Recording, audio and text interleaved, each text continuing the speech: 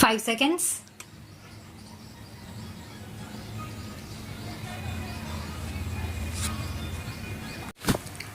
What I have said above in regard to students in general would not, however, apply to the students of agricultural schools and colleges. In their case, it would be a necessary part of their training to do field work for a period before they are given diplomas or degrees. You are aware that on the advice of the All India Council for Technical Education and Scientific Manpower Committee, it is proposed that engineering and technical graduates must do a period of service training before they can enter their profession. I think such training is even more necessary for the students of agricultural schools and colleges. I would in fact go further. While the idea of conscripting students in schools and colleges would be difficult to put into practice, I do not see any reason why colleges and schools in the rural or semi-rural areas should not have an agricultural section attached to them.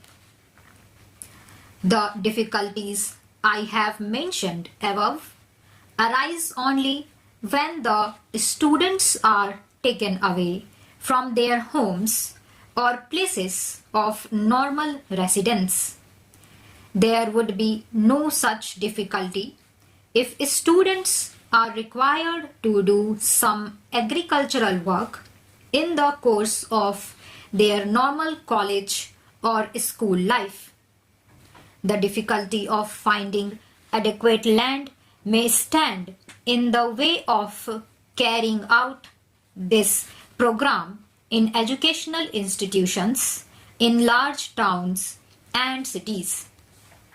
There is, however, no reason why schools and colleges in the rural areas or small towns should not have attached to them sufficient land which can be utilized for the purpose.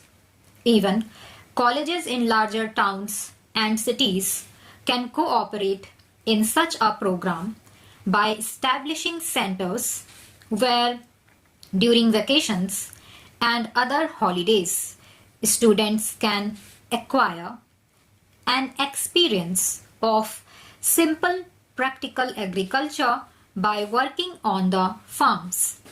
Many of you know that the universities in the UK and the USA sometimes adopt villages. I hope that in India also schools and colleges in urban areas will adopt villages. There should be friendly competition among educational institutions as to which have done the best rural work. I hope that this conference will devise some method of carrying out this program and also advise the Indian Council for Agriculture Research to set up a section devoted exclusively to the development of agricultural education in schools and colleges. This shall enable youth to overcome the shortage of food in our country in future.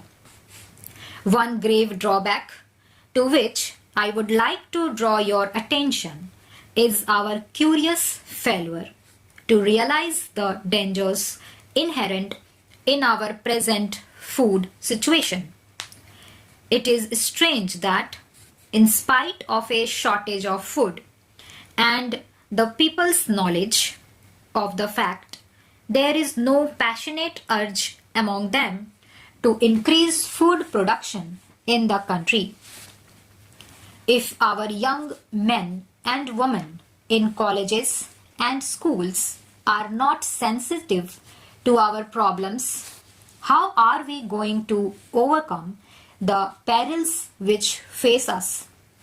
I am sure you can all help in creating in young men and women a sense of the urgency of our problems.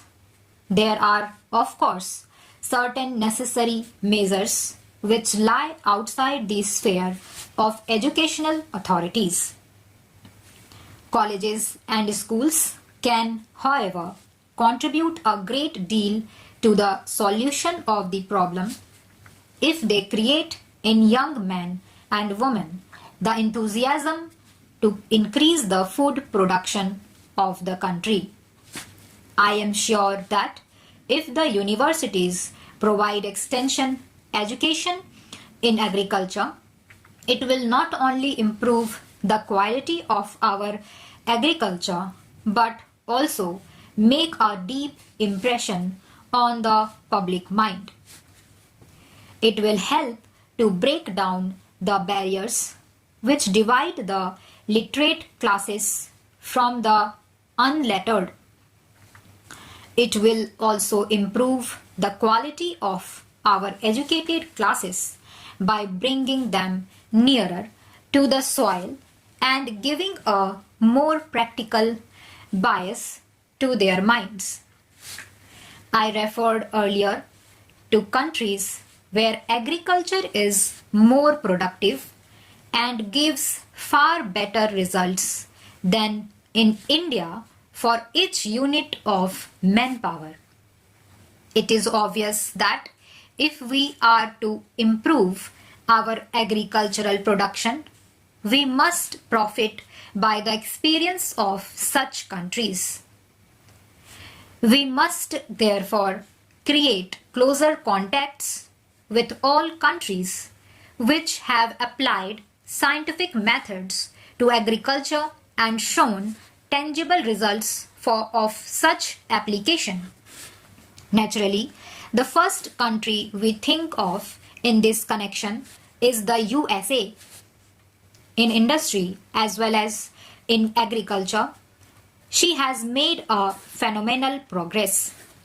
We must try to adopt and adapt her methods in both fields. She has, under the Fulbright Act and other enactments, made a generous provision for receiving from and sending out to India teachers and students from various fields of study. We must take full advantage of her generosity and utilize the services of the American experts in the various fields of agriculture. The universities have always and in all countries played a leading part in transforming the quality of the life of the people. In order to perform this function successfully, the universities must base their programs on the real needs of the country.